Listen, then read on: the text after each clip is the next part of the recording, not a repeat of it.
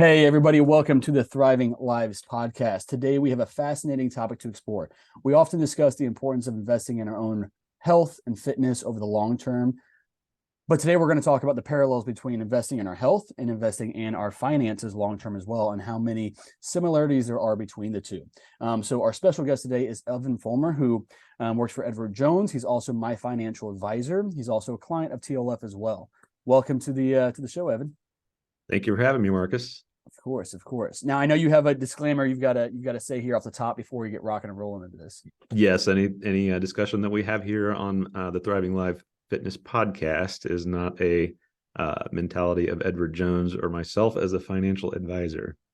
I love it. I love it. Got to have those disclaimers. I was going to say with finance, I know there's so many disclaimers. I've always watched, YouTube finance videos and stuff like that, and they always have to go over their disclaimers because, dealing with health and fitness is, I've got my own health ones that I have to mention as well. But and I am not being compensated for having this conversation. No, you're not. No, you're not. No, you're not. I would love to be able to pay you, but no, we're not paying each other on this one.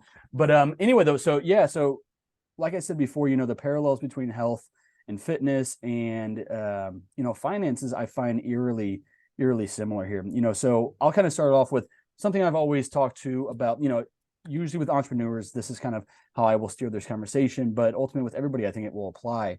I like to ask, and I think I did this on our consult call about 7 months ago too, Evan.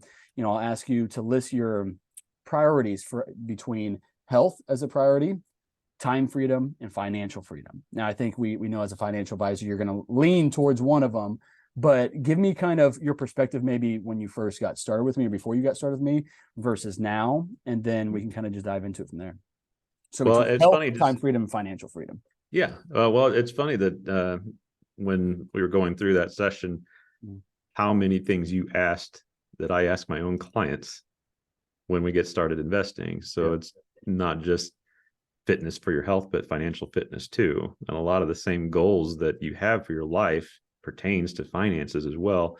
And the way that we structure our thinking on how we go about it and invest in our health or in financial strategy is very similar. So ironically, I find myself to be very good at what I do, and you're very good at what you do, but I needed help. I needed help with my own personal health. Yeah. I am a workhorse. I'm a workaholic. I put in several hours a day beyond what's required, weekends and nights to do my job, but at what cost? And that cost was my health. I'm still there for my family. I was making that my number one priority and make it to everything that's important. Which that has been amazing to see. I've never seen that waver, regardless how tough your weeks were. You're always there at home. You're always there, soaking up that family time, which is awesome. As we went through our discussions and finding the things that I'm having difficulties with, and it all goes around discipline. So I've done many things like this, what you offer before, and I was never successful with it. It was a matter of the motivation and the accountability and needing that constant voice, the Marcus Gates voice over my shoulder saying, get this done. And if I didn't have that, I wasn't doing it. And I faltered a few times, going through those months. And the same thing happens in finance. Same thing happens in investing. We see the markets go down and we freak out, or we change the ways we want to do things. And sometimes changing what we do is the worst thing we can do. Mm-hmm. Just like you don't want to get out of the habit, staying in that discipline and that mentality of going after it and getting it done on a daily basis and making it your habit. You kind of want to do the same thing in investing. You're wanting to make sure that you stick with your plan and don't freak out when things change. Don't adjust your mentality because the environment has changed. 100%. And case in point, the last 3 years, between COVID in 2020 and just all the turmoil in the markets, whether it be great things or very negative things over the last, handful of years, that volatility, that's similar to a lot of people's lives, just in terms of whatever they have going on. I have a client here recently. She got married, she moved, and she changed jobs all over the course of like a 6-week span.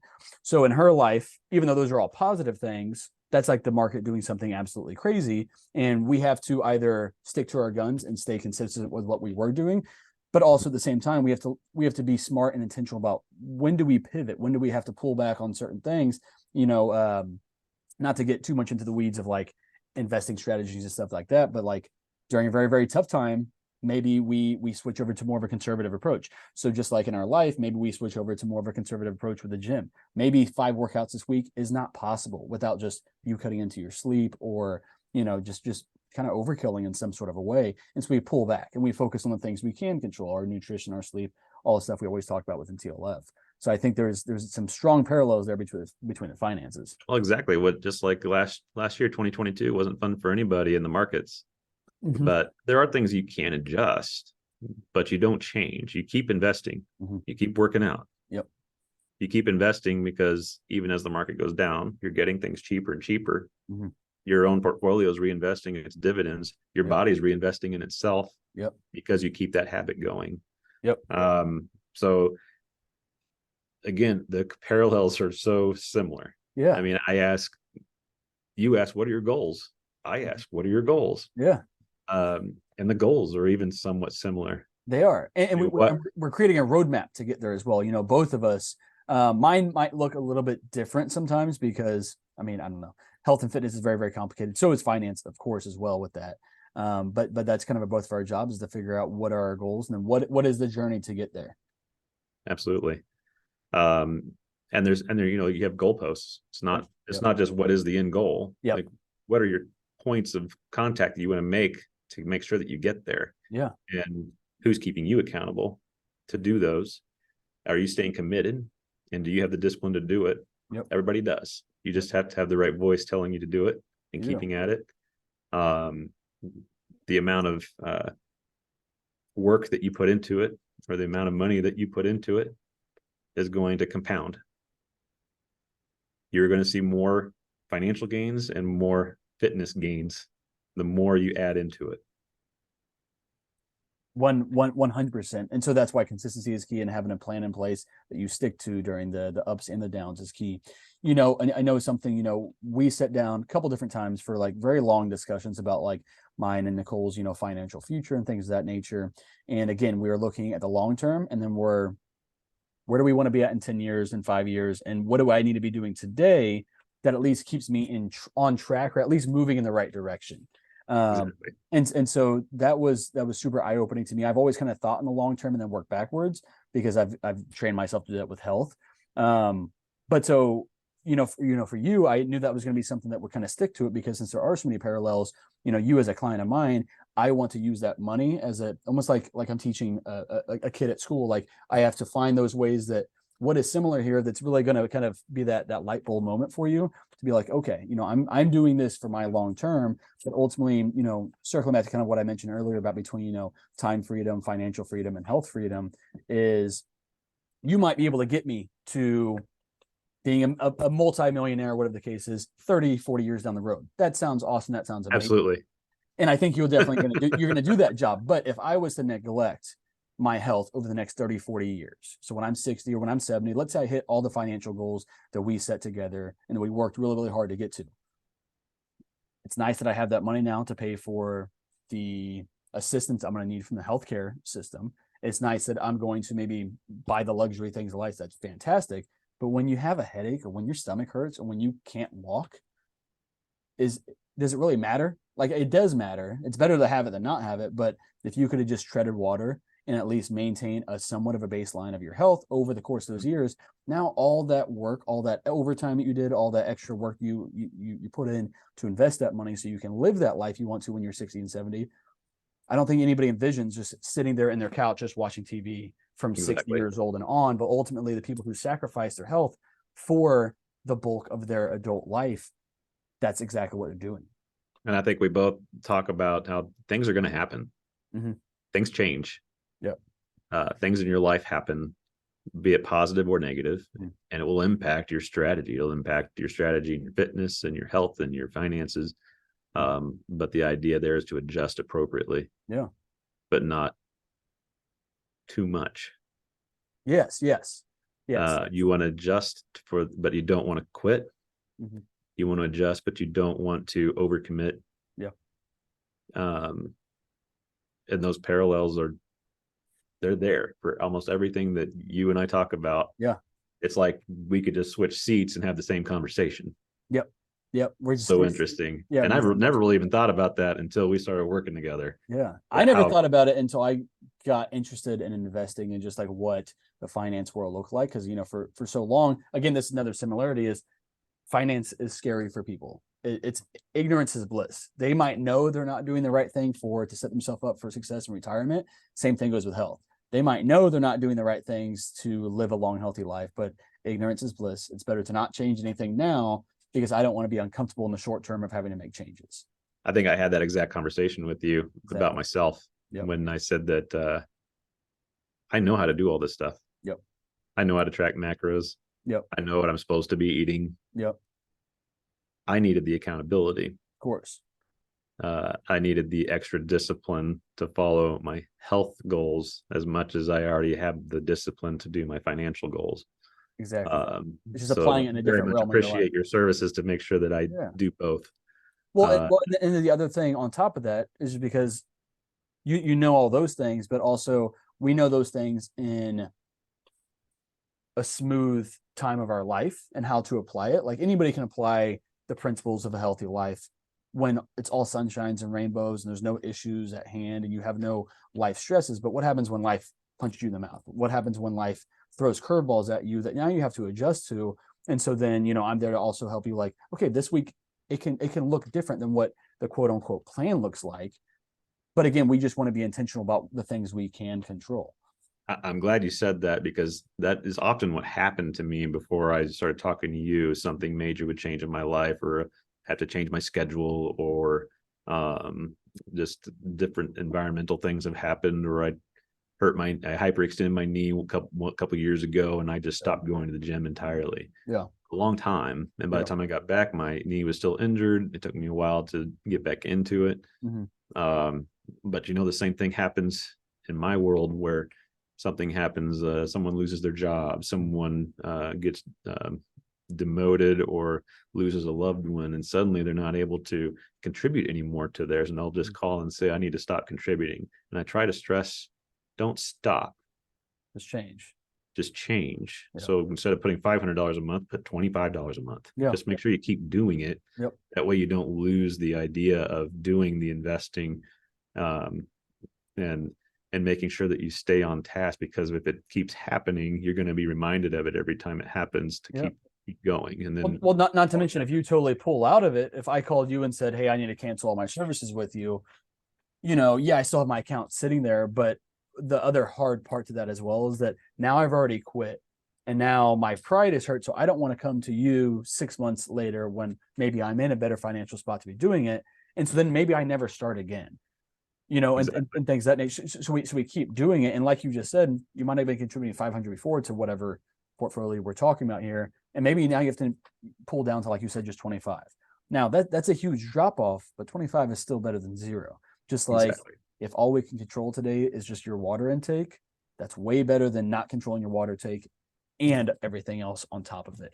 A little bit is always better than absolutely nothing. And so, yeah, exactly. Another perfect parallel to it. Coming back to kind of looking at the long time horizon, something that we kind of talked about is like life in retirement. What do I want that to look like in terms of, where do I imagine I'm spending money? And like, ultimately when Nicole and I retire, I would love to go travel. I would love to travel much more often. I would love to have maybe like a home base, like here in Kansas City where like family are and friends are. But then the other, 8 months out of the year or whatever that looks like, I might be bouncing around, and doing other things with it. But ultimately, financially, that might happen. But again, if I just take my health for granted and don't do the things I need to now, am I going to have the confidence or the energy? Is my body going to feel well enough? Because I don't know if have you ever traveled to Europe or really anywhere, wherever you travel, even if it's here locally, there's a lot of walking involved generally. Usually you're much more active with it. I think we take for granted here in the US how much walking's involved everywhere else. Yeah. So like going to Europe, like when we stayed in Amalfi, just to get to our like room that we were staying in, we had to walk up. I think we counted one day, it was like 250 steps to get there. And this isn't like 90-degree temperatures. And we took those steps multiple times a day. I was 28 years old whenever we went over there, fit and healthy. But what happens if I'm 58 or 68 and I've neglected? So now can I still travel over there? Of course I can. But I can't get to the views. I can't get to the things that I really, really want to get to. Maybe that's not everybody's cup of tea, but it's mine. And so when I'm thinking about trying to do that, I don't want to just be able to travel there. I want to not be held back by my physical limitations or my physical health or whatever once I do get over there. Yeah, I mean, we strive for 10,000 steps a day, and I'm pretty sure you probably did 10,000 steps just getting from your car to your room in that instance. Exactly. But 100%. I mean, you can easily do 25,000 steps in a day, and you're Oh yeah. So another reason we, as Americans, tend to be a little bigger than everywhere else, just in as a people. Because there just isn't enough walking involved. So just having that extra goal added on to yourself where they don't even think about it. They don't need to. Whereas here we have to be mindful about it. I didn't even see any gyms. Walking pad right here. Yep. I mean, to make sure I get my steps in. Yeah. So we have to live intentionally. You have to have additional goals that you don't need if you're a person somewhere else. Yep. Every person's unique. Every person's going to have a different thing they have to do or strive for. Everybody's body is different. Everybody's finances are different. Of course. They each have their own unique strategy to get to what they want to be. Yep. And that's what both of us do. We figure out what do we need to do for you to get you to your ideal body weight or muscle tone.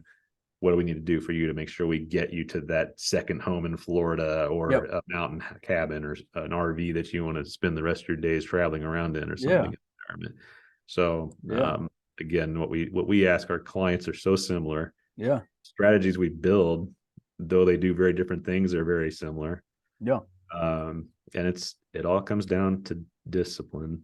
It does. Yeah. It all comes down to accountability and making sure you keep doing it. Yeah.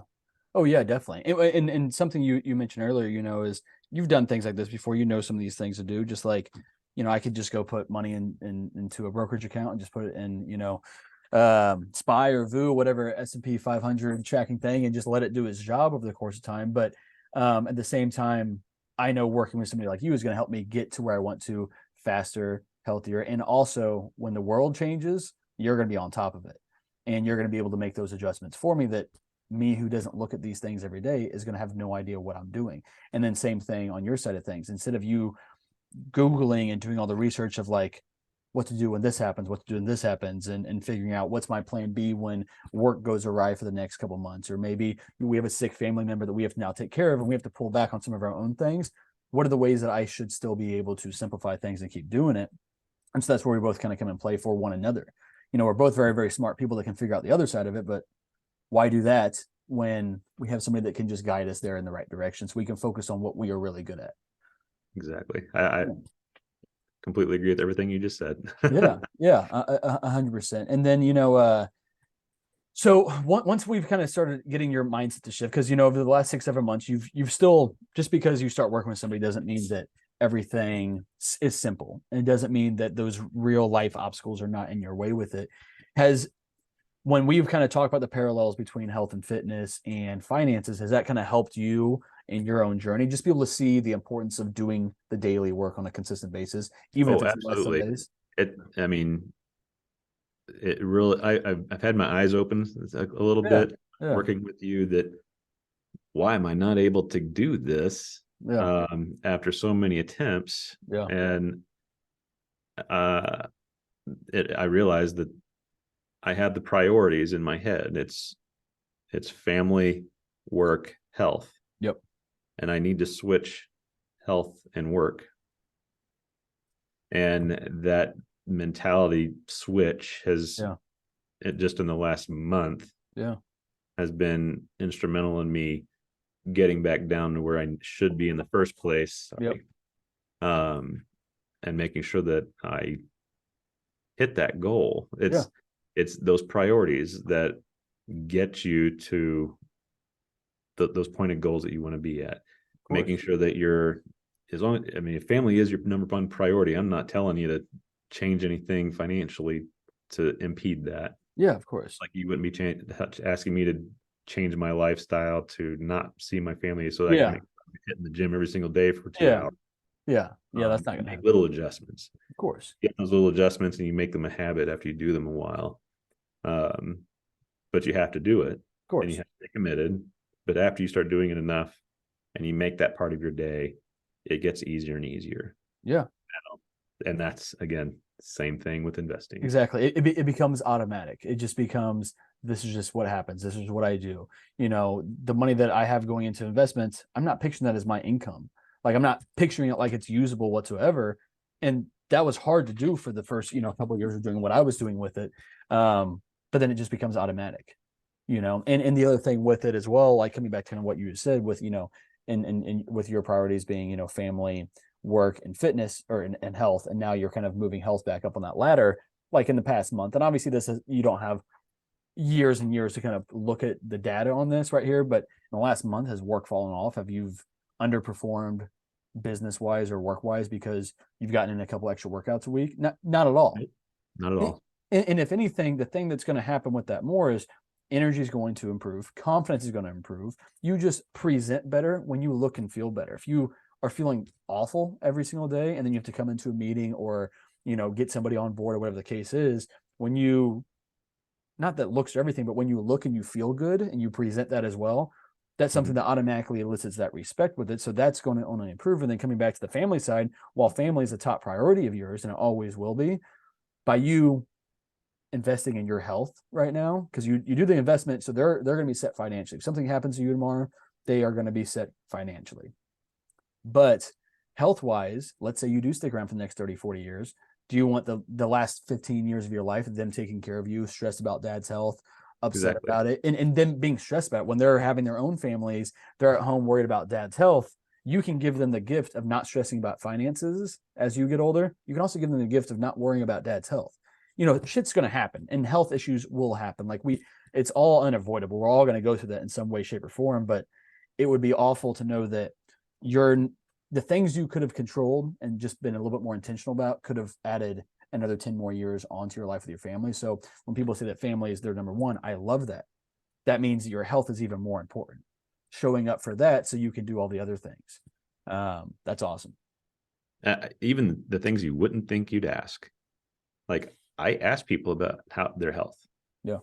I ask them about that. I ask them, do you have to be concerned about others in your life and their health? You do. You ask all And conversely, I think you actually have to ask sometimes about their finances. Are you stressed out because that's a you component. don't know what the next week's going to be like, and how does that impact your strategy for your fitness? Yeah. So it's, again, the parallels are almost identical. Yeah.